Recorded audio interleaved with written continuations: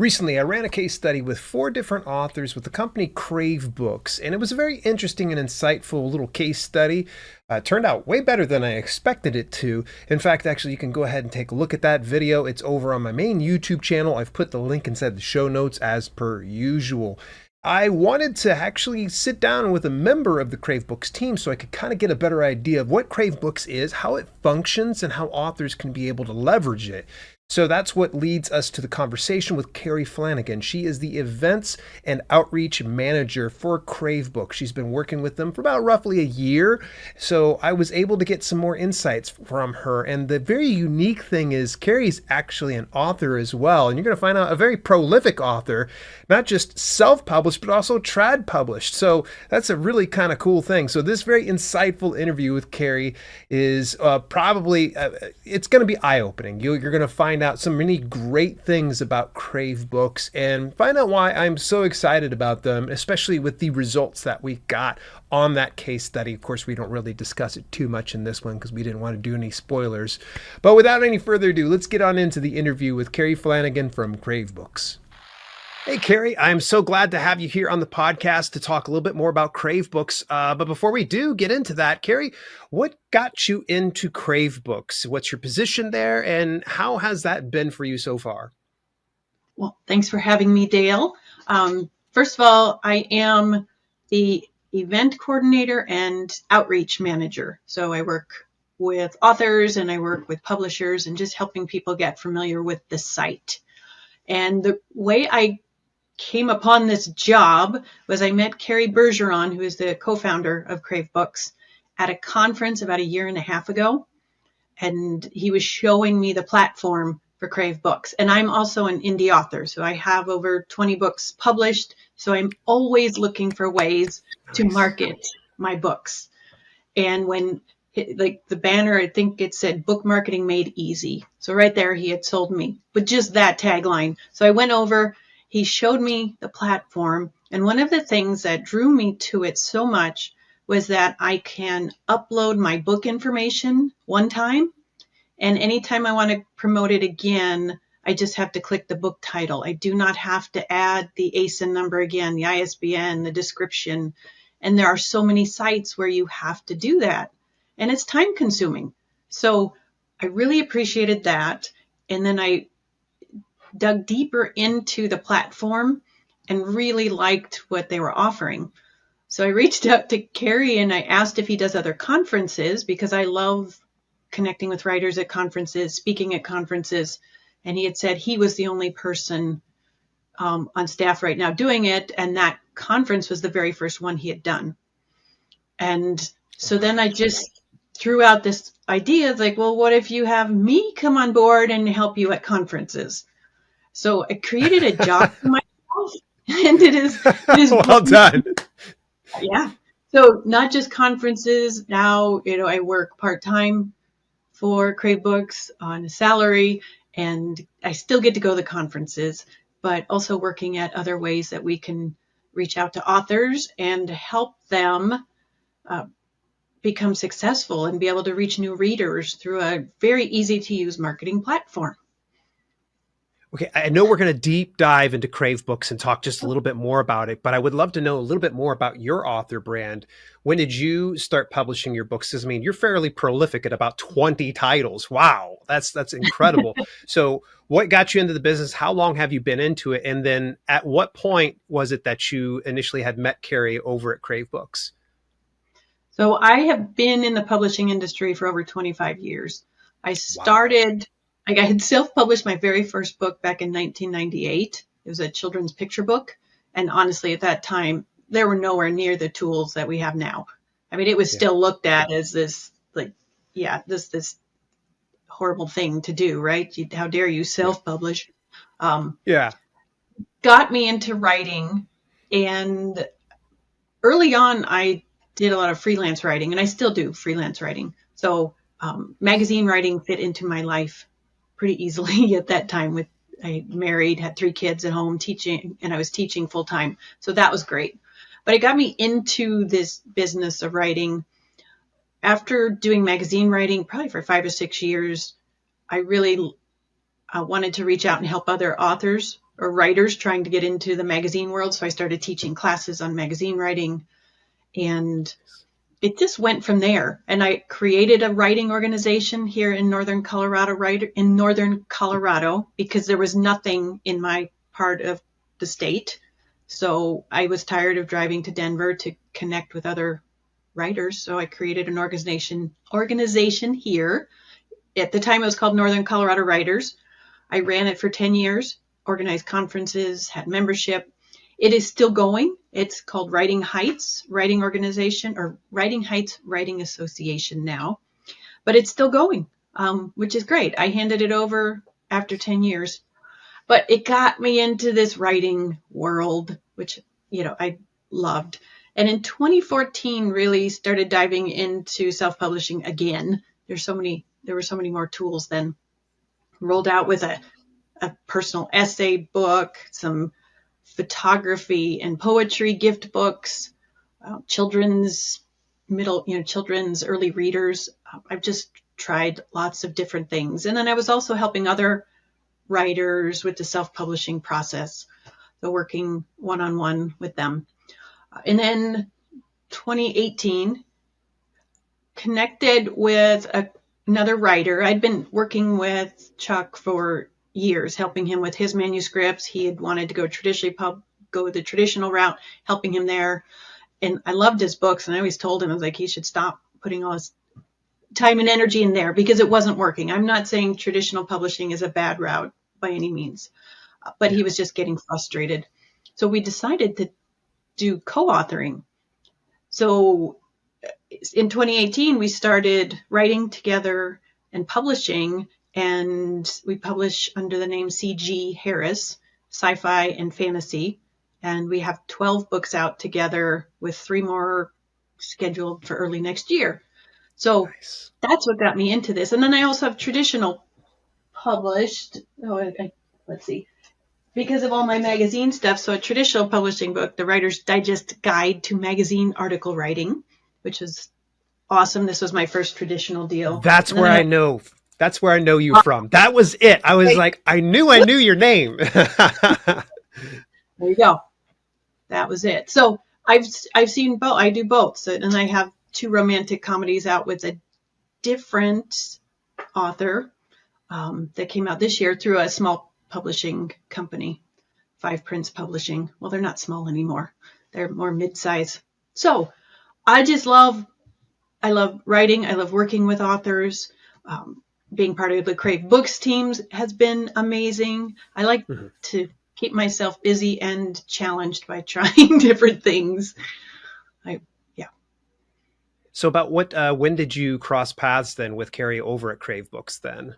About a year and a half ago. About a year and a half ago. So it's probably been a fun ride. So let's circle back around to CraveBooks. If someone were asking you right now, like, hey, what's CraveBooks in your elevator pitch? What does that involve? Sure. CraveBooks is an easy-to-use book marketing platform that helps readers. Let me try that again. CraveBooks It's all right. Easy-to-use book marketing platform helping indie authors reach new readers and ultimately get more sales for their books. That's so cool. And it was funny. Brett from your team over there had reached out to me. We had met. It was the funniest thing. I'll have to tell you the story off air here. But we started working on a case study with CraveBooks. I'm not sure if you've been filled in on the full details, but we had worked with about 4 different authors, and we got to do some case studies with a specific a part of CraveBooks Services. Can you share a little bit about those services and what all that entailed, and what can authors expect when they use that service? Okay, so I just want to make sure I was familiar with the case studies. So the services, it was just different promotions that we offer, I'm assuming. Right. We went with the Facebook service. Okay. So CraveBooks offers many different options. There's over 50 options for promotions. Wow. When you take into account, so if you signed up for a daily deal promotion, then you can also pay a little extra to be at the top of the newsletter. You can be on the thank you page. So there's options within options, which is great. So what you were participating in was the Facebook pay per click campaigns, if I'm remembering correctly. So Yeah. authors can sign up for those pay per click campaigns. We create the text that goes in the ad. We do the graphics. So we basically do it all for the authors. And we offer like 1 week pay per click campaigns, up to 30-day campaigns as well. And within, there's different price points for those. The 7-day one is $100. The 30-day one is, I think, $300. So authors can give that a try and try Facebook ads without having to know how to go about all of that. We take care of that for them. Nice. Someone like me who doesn't want to bother with Facebook ads, it probably works Right. out really, really well. You have Exactly. 50 other services, and I think it would be impossible for us to cover that within our normal 20-minute time slot. So could you share with me some of the promotional tools that are available through CraveBooks, and maybe even some that you've used in the past and had great success with? Sure. One of our main ones are the daily deal promotions. So we have over 20 different lists that an author can sign up for. And so if I sign up for a CraveBooks daily deal promotion, my book gets featured in an email that goes out to readers who signed up to be on that list. So we're not spamming readers. These are readers who are engaged because they chose to get this daily email. And every day they get to see some new books. And the books, they don't all have to be free. The author can choose the price. There are some of our promotions where it is required that you have a free book, but it will say all of that on the website. But I find those very helpful when I am doing a price drop or a book launch. Lately, I don't drop the price at a book launch, so I keep it full price, but it gets it in front of new readers. And I have found that I just play around with the different lists to see which ones are most successful for me. So the CraveBooks list works great for me personally. And then we have some genre specific lists. So romance and sci-fi, fantasy, mystery, horror, which are helpful if writers are in those genres. So there's the daily deal promotions, and the prices vary on those depending on the size of the list. Our other big one that I head up and I organize and I have a lot of fun with are the list building giveaways. So for authors looking to create an author newsletter, which, just side note, every author should have one, just my Agreed. personal opinion, why not? And if an author's looking to build, so maybe an author has a newsletter and they want more readers on there. So the list building giveaways, an author signs up, we guarantee they will get at least 200 readers on that list. So Wow. It's called a giveaway because we're giving away a Kindle Fire, and the ebooks of the participating authors to 3 winners. So one winner gets the Kindle and all the ebooks, and the other 2 winners get all the ebooks. So once we get we have 2 weeks for the authors to sign up, and then we send out targeted Facebook ads to readers in order for them to sign up for the giveaway, and then we get their emails that way. So when the contest is over, the readers get their prizes, and then the authors get all the emails. And we have recently added email integration onto CraveBooks. So if somebody has MailerLite or MailChimp, you can just get the API key. We have a video that takes you through those steps, and you don't have to do anything. So you sign up for the giveaway, and then those emails at the end will automatically be uploaded into the mailer, whatever email system, MailerLite or MailChimp, which makes it so easy. We used to have it where you have to go in, upload the file, then bring it over to MailChimp or MailerLite. Not anymore. Dead simple. I like that. What is something like that service cost? You're looking at doing that giveaway. That's really good reach, obviously. Yeah. So those are $50.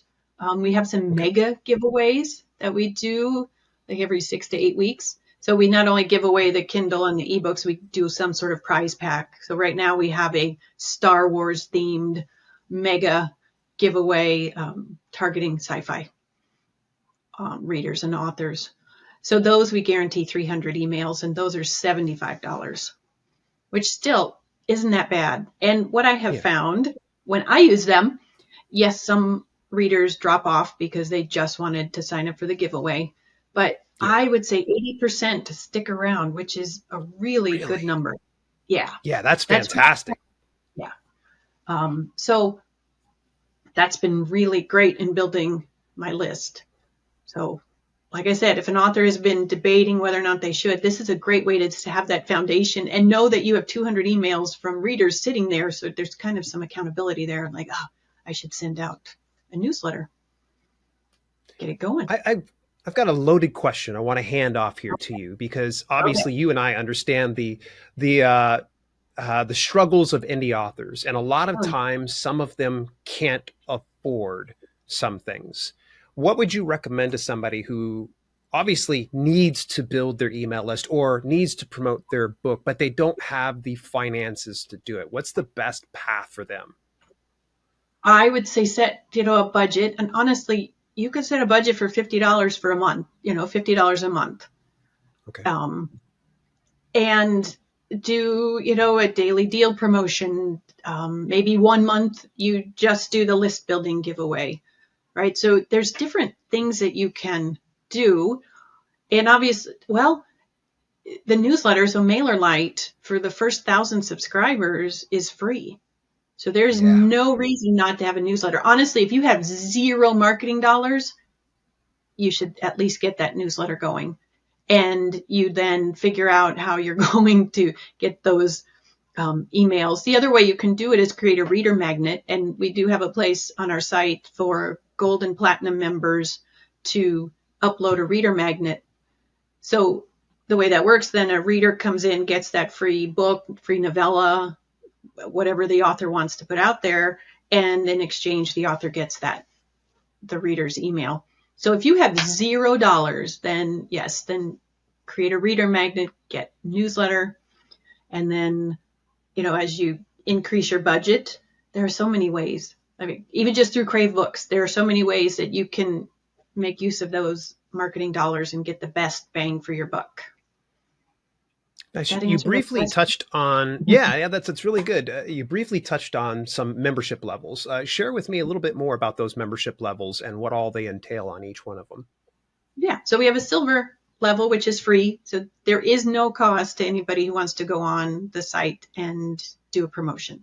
So it is accessible to everyone.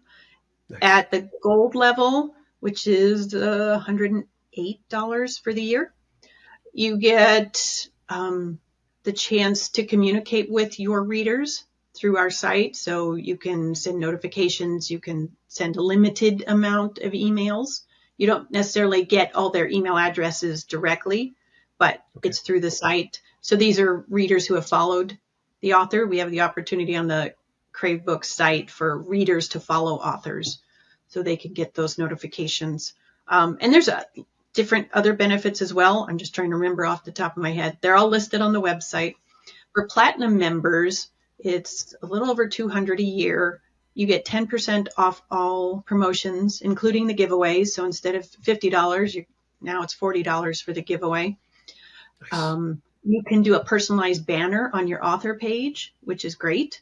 So, like for my C.J. Harris, I have a nice banner that has their book covers and says sci-fi fantasy author, and you can connect to your social channels. It could be used as a website, honestly, for, if you don't have the money to go website and then end the membership for CraveBooks. So do the CraveBooks membership, and you can direct people there because it has everything you would want on there. It has all the books available. So that's just something else to think about. What was the other? The reader magnets you can do at those levels. And yeah, that's off the top of my head. That's what I'm remembering. But everything is spelled out there on the website. Fantastic. We're starting to get towards the end of the podcast, and I want to ask you the question I ask every guest before you. What is some advice you would give to aspiring authors and self-publishers out there? Be patient. It is a long game. can't expect to put one book out there and have it, become a worldwide bestseller. So you have to be patient, you have to be persistent, and just keep going. Don't give up. As long as you stay with it, you will find that success that you're looking for.